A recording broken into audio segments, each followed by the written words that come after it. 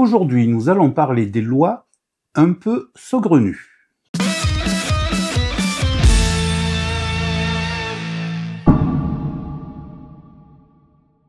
Commençons par quelques lois et décrets français.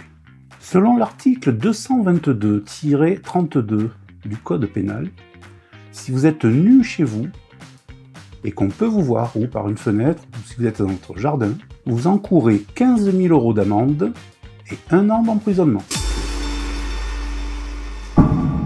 Le président de la République peut faire exception à un mariage incestueux. Selon l'article 163 du Code civil, le mariage entre oncle et nièce, tante et neveu, ou oncle et neveu, ou tante et nièce, enfin vous m'avez compris quoi, est interdit. Mais selon le Code civil, le président de la République peut exceptionnellement l'autoriser. Et selon l'article 173, le père, la mère, ou à défaut les aïeux, peuvent interdire le mariage de leur fils, de leur fille, ou de leurs descendants, même s'ils sont majeurs. Mais du coup, pour un mariage incestueux, autorisé exceptionnellement par le président de la République, qui a le dernier mot? La loi dit qu'aucune boisson alcoolisée, autre que la bière, le vin, le cidre et le poiré, ne sont autorisées sur le lieu de travail. Alors ça veut dire que celles citées le sont? Bon, alors oui, sauf mention contraire dans le règlement intérieur de l'entreprise. L'article R 4228-19 du Code du travail interdit de manger dans un local affecté au travail, sauf bien sûr avis contraire de l'inspecteur du travail. En octobre 1954, des habitants de Châteauneuf-du-Pape ont cru voir des ovnis. Le maire de l'époque, soucieux du bien-être de ses administrés, prend un arrêté interdisant, je cite, le survol, l'atterrissage de tout aéronef, soucoupe volante ou cigare volant sur le territoire de la commune sous peine de fourrière immédiate. Cet arrêté municipal a eu l'effet escompté puisque depuis, aucun atterrissage de soucoupe volante, de cigare volant, bref, d'OVNI, n'a été signalé à Châteauneuf-du-Pape. En 2018, les habitants de Briolet se plaignent des moustiques. Ni une ni deux, le maire prend un arrêté interdisant les moustiques. Deux solutions, ou les briolétains étaient très relous et le maire a pris cet arrêté pour se moquer d'eux, ou il n'en avait carrément rien à cirer. Ou les deux. Ou pas. À Essart-en-Bocage, en Vendée, se tient un festival de musique, la ville en joie. C'est à l'occasion de ces festivités que le maire a pris un arrêté pour obliger les citoyens à, je cite, être de bonne humeur de 8h à 22h et faire sourire au moins 10 personnes par jour, du 5 au 11 octobre, date du festival.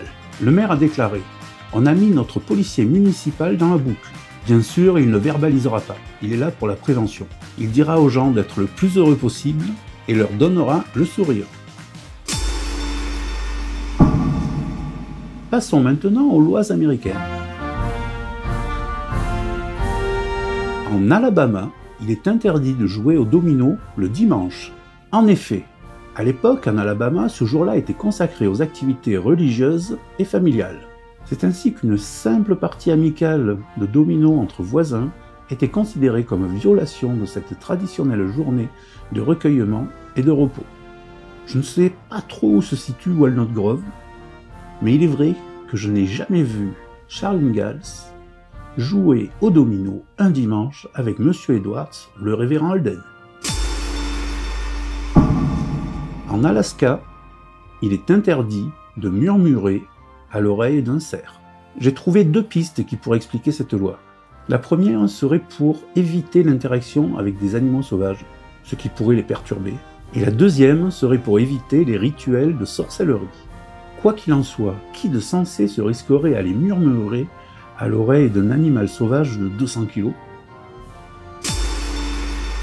En Californie, il est interdit de faire du vélo dans une piscine. En revanche, pour l'aquabike, j'en sais rien. Au Colorado, il est interdit de rouler une brouette sur le trottoir. C'est la réponse du législateur face à l'augmentation des accidents de brouettes sur les trottoirs des villes. Au Connecticut, pour être considéré en tant que tel, un cornichon doit rebondir quand on le lance. C'est apparemment un bon indicateur de fraîcheur et de fermeté. Un cornichon qui rebondit est la plupart du temps bien craquant. En Floride, si un éléphant est attaché à un parc-mètre, il doit payer le stationnement.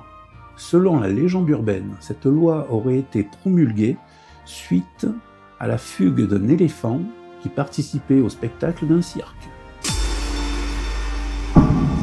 Et pour finir, à Hawaï, il est interdit de se mettre une pièce dans l'oreille.